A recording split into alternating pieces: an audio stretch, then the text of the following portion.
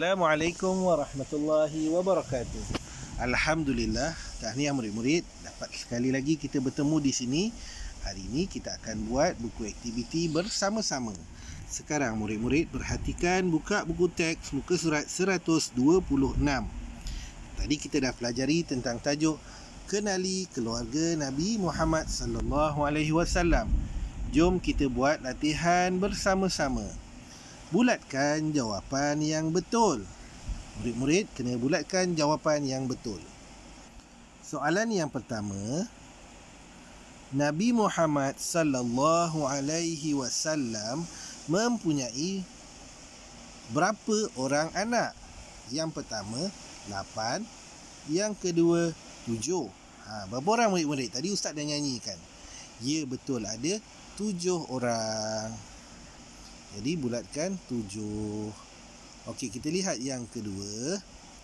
Salah seorang cucu Nabi Muhammad sallallahu alaihi wasallam bernama Hasan ataupun Zaid. Siapa yang tadi ustaz ceritakan yang duduk dekat bahu, dekat belakang Nabi tadi? Ya, Hasan. Okey, kita lihat yang ketiga. Soalan yang ketiga, baca bersama-sama. Nabi Muhammad sallallahu alaihi wasallam melayan keluarganya dengan lemah lembut atau bengis? Ya, betul, lemah lembut. Okay, kita pergi soalan yang keempat. Nabi Muhammad sallallahu alaihi wasallam selalu membiarkan ataupun membantu isteri-isterinya. Murid-murid, apa jawapannya? Membantu apa membiarkan? Ya, membantu. Pandai.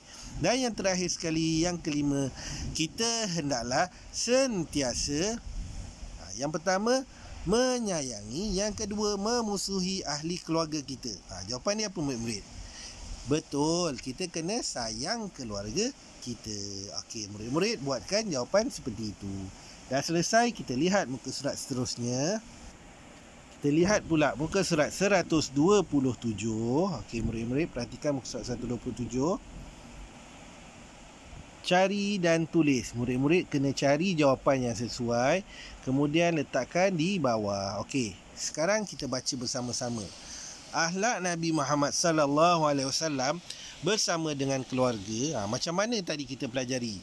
Ada beberapa yang kita telah pelajari, kan? Okey, sekarang sebutkan apa yang pertama akhlak Nabi Muhammad sallallahu alaihi wasallam bersama keluarganya.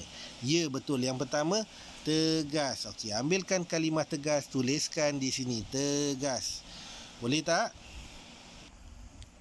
Okey, murid-murid perhatikan, ustaz dah tuliskan jawapannya. Okey, akhlak Nabi kita iaitu Nabi Muhammad sallallahu alaihi wasallam bersama dengan keluarga, yang pertama tegas. Ambil tegas tadi kan, tuliskan. Yang kedua, bertanggungjawab. Okey, bertanggungjawab, tuliskan di sini. Nombor 2 macam ustaz buatkan. Nombor 3, sabar. Okey, tuliskan di sini sabar. Okey, seterusnya kita lihat apakah kepentingan mengamalkan sunnah Nabi Muhammad sallallahu alaihi wasallam bersama dengan keluarga. Apa kepentingan dia? Yang pertama, keluarga akan jadi apa murid-murid? Keluarga akan menjadi lebih bahagia. Betul, pandai. Yang kedua, mendapat pahala. Dan yang ketiga, mengeratkan, cari apa dia? Mengeratkan lemah lembut? Bukan. Pemarah? Bukan. Mengeratkan hubungan. Okey, ustaz akan tuliskan. Perhatikan jawapan yang telah ustaz tuliskan. Murid-murid boleh ikut macam ustaz tunjukkan. Okey, sekarang kita pergi ke muka surat 128. Okey, yang ni sepatutnya kita perlu buat di sekolah bersama rakan-rakan, tapi murid-murid berada di rumah sekarang, jadi murid-murid dikehendaki untuk lakarkan, baca ya, lakarkan simbol yang betul pada kad pilihan kamu dan jelaskan caranya. Contoh, kalau murid-murid pilih yang ni, yang bersimbolkan apa tu? Anak bulan. Okey.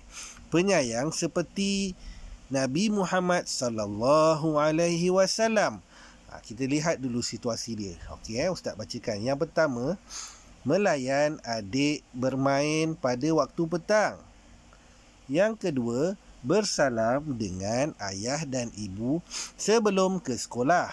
Yang ketiga, menegur abang yang membuang sampah merata-rata. Dan yang terakhir sekali, yang keempat, mengemas tempat tidur setiap pagi. Murid, nampak tak apa jawapan dia? Untuk yang melayan adik nombor 1, murid-murid nak lukiskan simbol apa? Simbol yang di bawah ni, sabar seperti Nabi Muhammad. Kenapa? Sebab Nabi ni sabar melayani cucu-cucu baginda, keluarga baginda, kan? Ingat tak peristiwa tadi yang ketika Nabi sujud tu dalam solat, cucu baginda iaitu Hasan dan Husin duduk dekat belakang. Apa yang Nabi Muhammad buat? Nabi Muhammad panjangkan sujudnya sebab dia tak nak marah, dia sabar dengan cucu dia. Okey, sekarang kita lihat. Okey, murid-murid lukiskan simbol awan di sini ya.